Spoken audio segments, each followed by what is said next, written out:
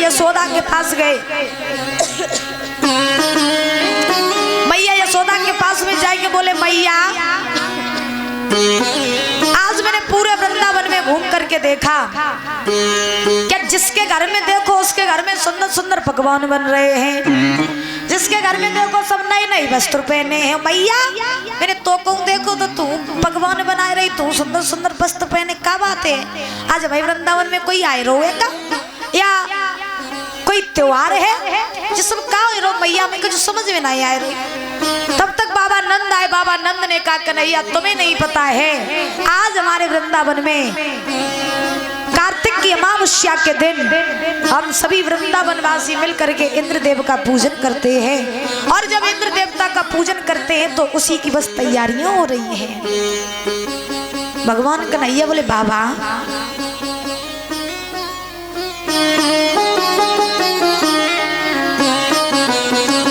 आप कह रहे हो इंद्र देवता का पूजन करते हैं? बाबा नंद बोले, हाँ इंद्रदेव का पूजन करते हैं। तो भगवान बोले, बाबा इंद्रदेव का ही पूजन क्यों करते हो आप लोग?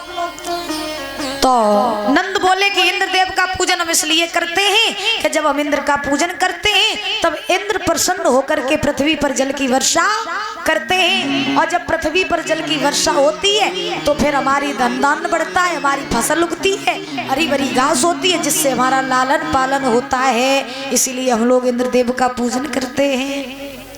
भगवान ने जवाब दिया, बाबा आप तो बहुत बड़े अंधविश्वास में पड़े हुए हो।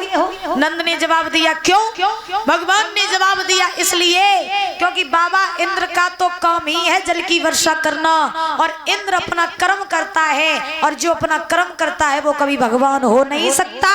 इसीलिए आप अंधविश्वास में पड़े हो, क्योंकि आपको नहीं पता बाबा ये सारी दुनिया अंधविश्वासी है और सारी दुनिया बेढंगी है। और भगवान बोले, कह जा बेढंगी दुनिया भूल भुलैया ने भुलानी है बेढंगी दुनिया।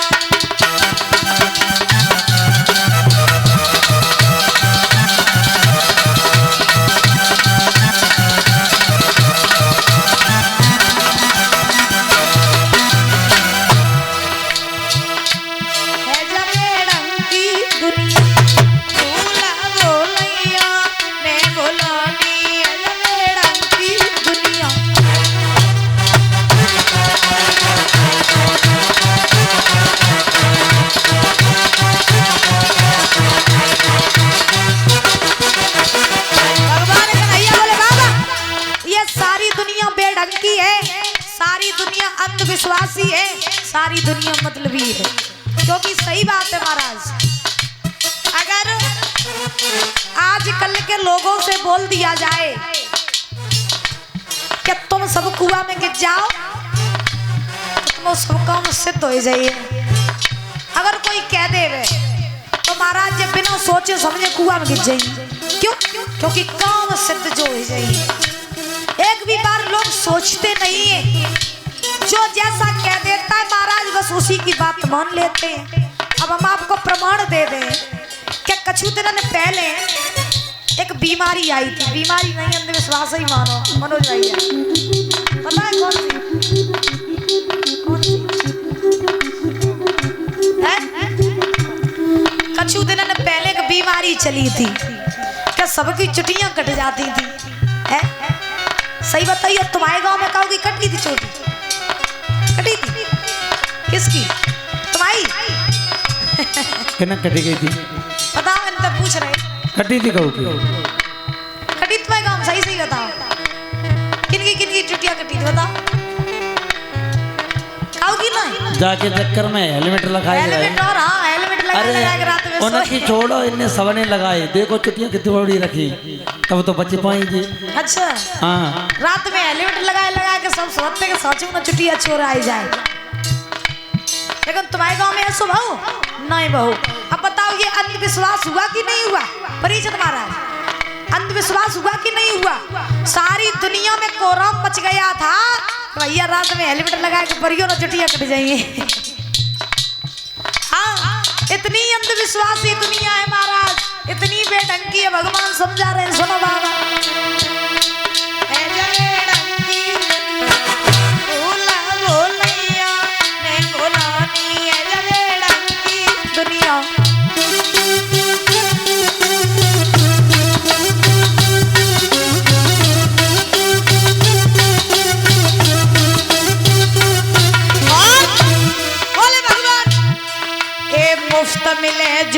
राम नाम तो पापे जंग उठावे।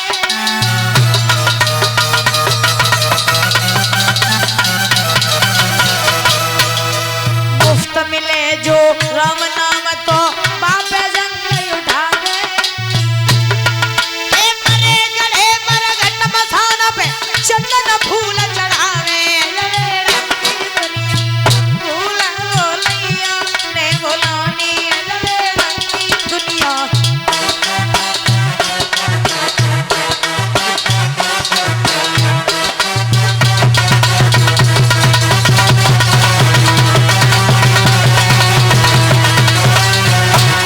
भगवान बोलो सुनो बाबा, दुनिया कितनी बेढंगी है।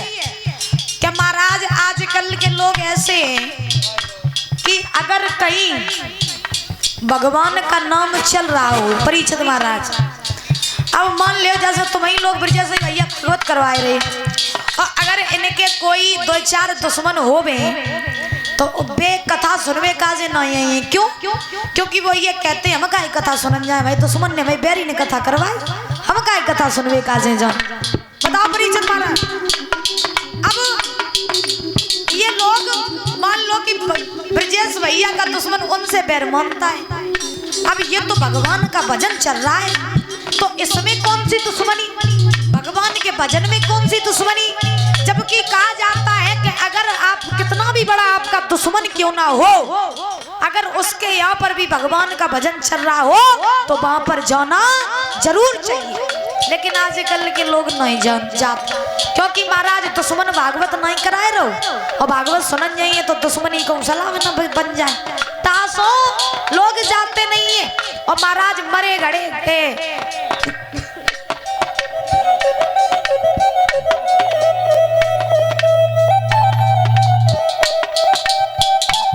बोले गोविंद भगवान की। और महाराज कहा जाता है कि आजकल के लोग इतने अंधविश्वासी हैं कि जो मर जाते हैं शमशानों में जाते और जाकर के फूल चढ़ाते, पता नहीं क्या क्या काम करते हैं।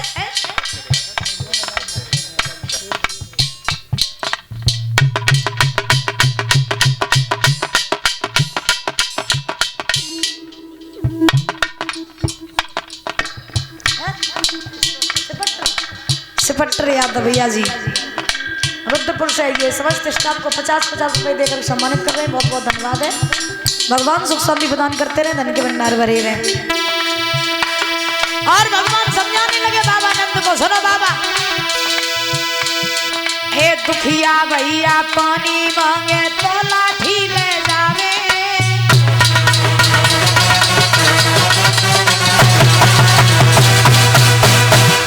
अरे दुखिया भैया पानी मांगे तो